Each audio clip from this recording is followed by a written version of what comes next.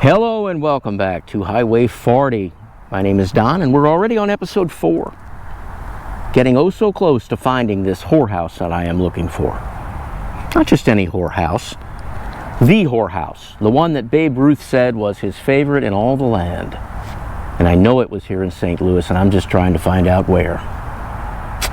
My mission with these little history videos I am putting together is to take you to the places in and around the St. Louis area, the places we drive by every day without even realizing that history happened here. Some of them, I admit, will have a bigger wow factor than others.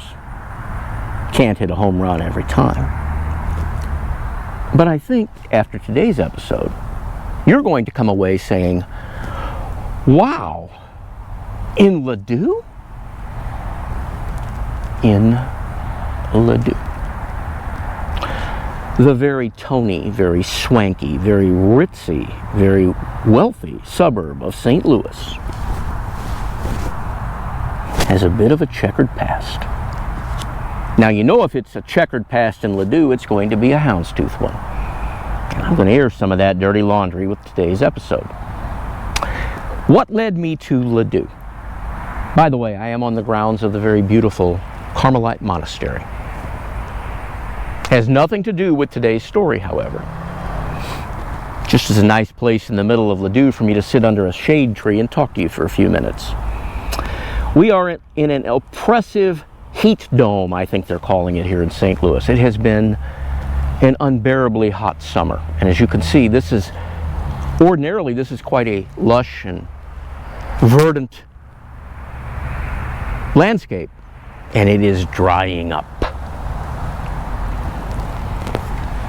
So I just needed to sit under a shade tree and get out of the 100-degree heat while I talk to you about what led me to Ladue. To recap where we have been thus far with this project, looking for this Babe Ruth whorehouse. We learned it was called House of the Good Shepherd. We went to where the House of the Good Shepherd was located in the last episode, only to find out that it was a red herring. Turns out it was a convent, not a whorehouse. More likely than not, the name House of the Good Shepherd was just a local nickname given to this whorehouse that Babe Ruth liked to visit because the House of the Good Shepherd, as we learned in the last episode, was where the bad girls lived. We learned from a New York Daily News correspondent that traveled with Babe Ruth to St. Louis quite often and visited this whorehouse with him. We learned it was run by what he described as an immense madam named Sally, who was friendly. Friendly but immense. Okay. We learned it was luxurious. We learned it served exquisite aged steaks. I couldn't get the last part out of my head. Now, not to get too Hercule Poirot about all this, but aged steaks, aged steaks, aged steaks kept batting around my cranium, my little gray cells, for some reason. And I asked myself, if I was in St. Louis in the 1920s and I wanted an aged steak in a luxurious environment, where would I go? Well, I'd come to Ladue. Go where the money is, the old money in Ladue. That's where the aged steaks are in luxurious environments. Well, my GoPro just overheated. I told you it's 5:30 in the afternoon and it is 102 degrees here. So I had to let the camera cool down a little bit. Where was I? I was talking about what we learned about this bordello.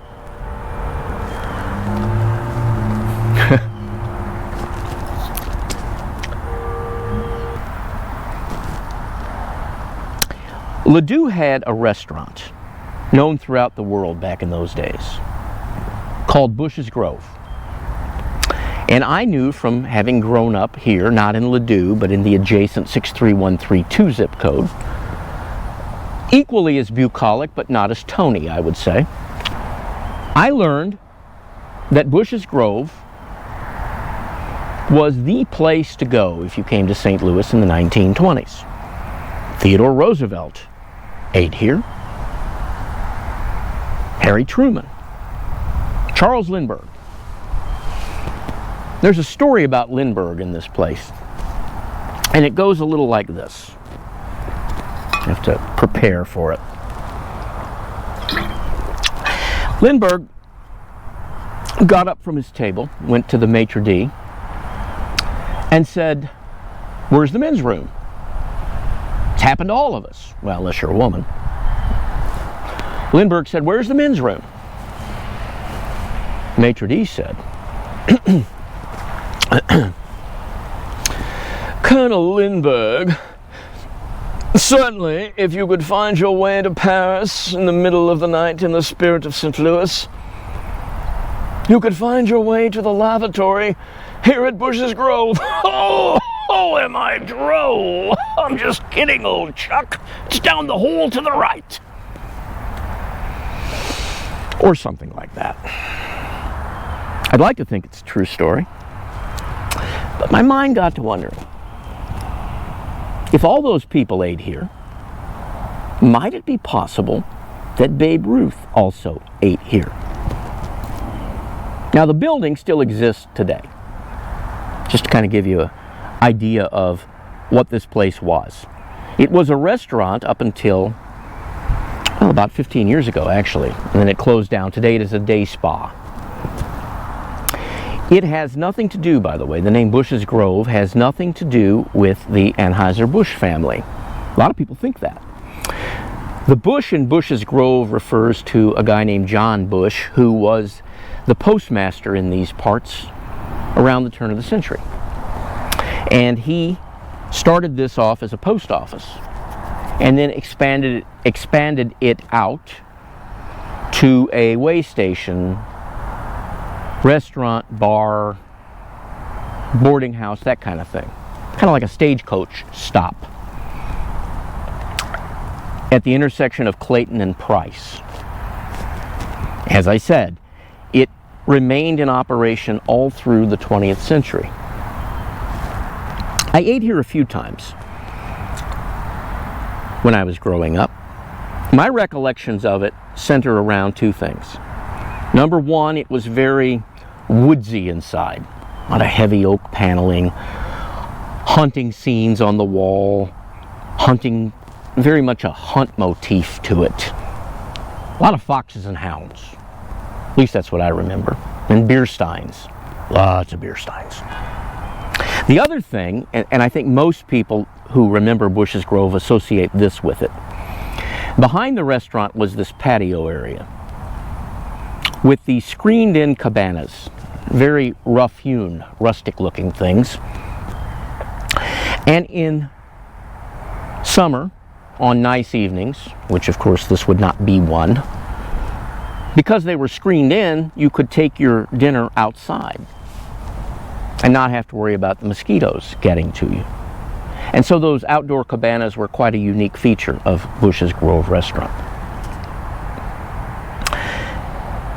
Because this place was so historic, I decided to do a little research. If it's already been noted that Charles Lindbergh would come here frequently, Theodore Roosevelt, Harry Truman, among others, might it be possible that Babe Ruth also ate here? So I found a book called Ladue Found by an author named Charlene Bree. This book, by the way, is as scarce as hen's teeth. The county library system has one copy in the whole system.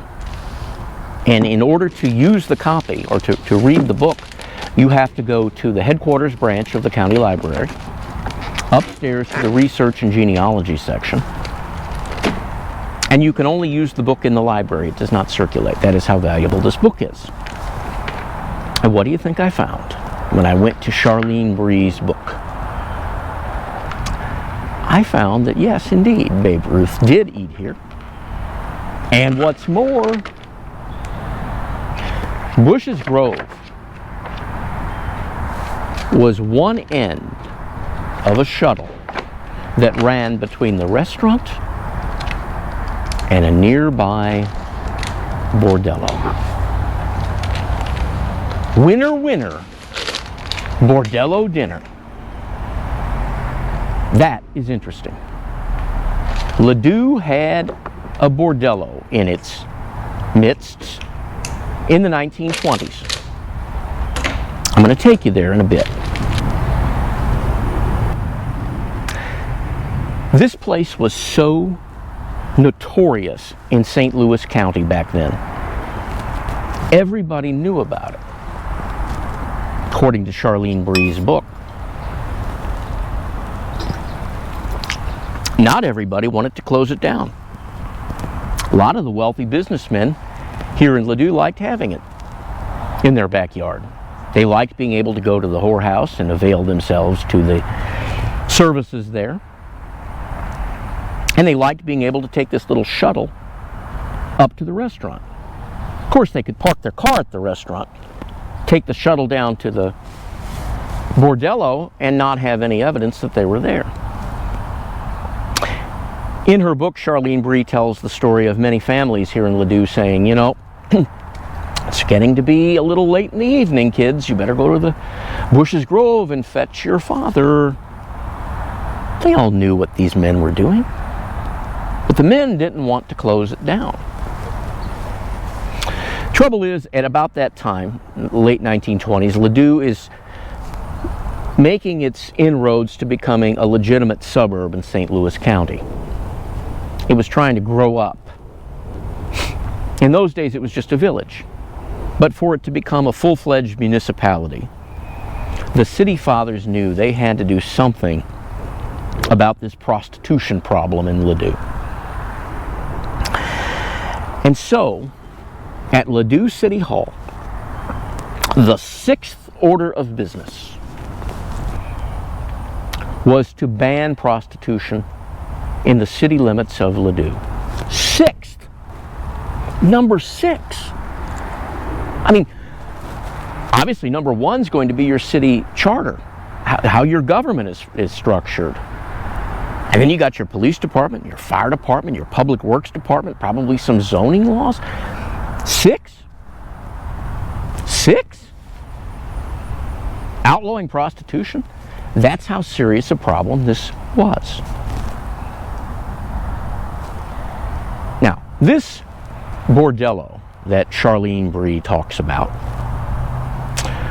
was run by a madam named May Trainer. This, at first glance, would not seem to track with what we know about the whorehouse that Babe Ruth patronized. We know from those accounts that the madam's name was Sally. Is it possible that May Trainer used a different name?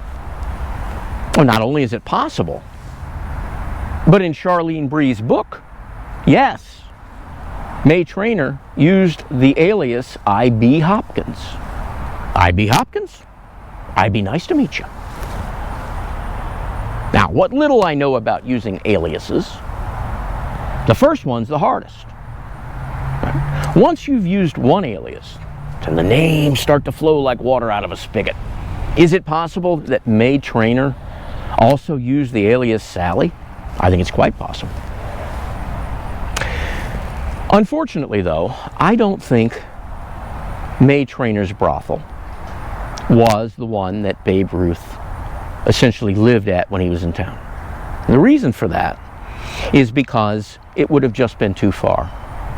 We know from historical accounts, interviews with his teammates and that sort of thing, this place had to have been relatively close to where the Yankees team stayed when they were in town, which was at the Chase Hotel. It would have had to have been relatively close for Babe Ruth to essentially live there. And we also know that some of the other Yankees players would also go to this House of the Good Shepherd. And I think this would have just been too far. That's my take on it anyway. I also think, though, if Babe Ruth in the 1920s ate at Busch's Grove restaurant, which we know that he did, and if Busch's Grove restaurant was one end of a bordello shuttle, and Babe Ruth knew about it, which I'm sure he did, and knew that there was some action to be had just down the road. So I'm reasonably comfortable in saying that, yeah, I think Babe Ruth probably did the horizontal bop of time or two out here in Ladue, but I don't think it was the location that we are looking for. Now, having said that, I am going to take you down to the bordello. It is still there today. Just down the road from Busch's Grove, there is a little turn off into a neighborhood called Town and Country Drive at the intersection of Clayton and Price. Number 6 Town and Country Drive is where May Trainor had her bordello, and today it looks a lot like it did when she had it. It is no longer a bordello, so don't go knocking on the front door. And I'm trying to be respectful of the people in the neighborhood by not calling too much attention to it, but I guess by giving the address of it, I pretty much shut that one. The last time this house sold, though, the real estate agent listing it in the listing called attention to the fact that this was a historic bordello. He didn't say anything about Babe Ruth, but he mentioned that this was a historic bordello. Now, the way the bordello was set up back in the 1920s is there were 4 outdoor cottages next to the main house. And from the street, they were made to look like garages. They were really little sex cottages. And the girls lived in those, or at least practiced their profession in those. So from the street, you couldn't tell what it was, but everybody in town knew what it was, because the girls were not shy about making their presence known in Ladue back in the 1920s. In her book, Charlene Bree quotes one of the local residents back then, calling this a moral abomination.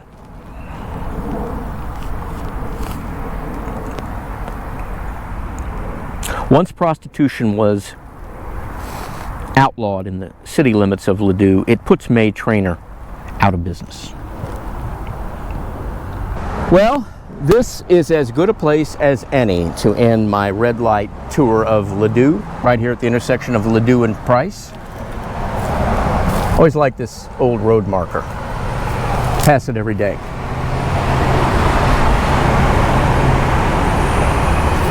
Next time you come through here at this intersection, look out your car window, and just behind that wooden fence, know there is a house. And it is a house with a history. We did not find the bordello today, the one I'm looking for, but the road of history has an interesting way of taking interesting turns, and I think it took us down a very interesting path here in Ladue. In the next episode, I am going to do some digging into this mysterious Madam May Trainor, because I think there might be a story there as well. Thank you for joining me. We will see you soon on the highway. Bye-bye.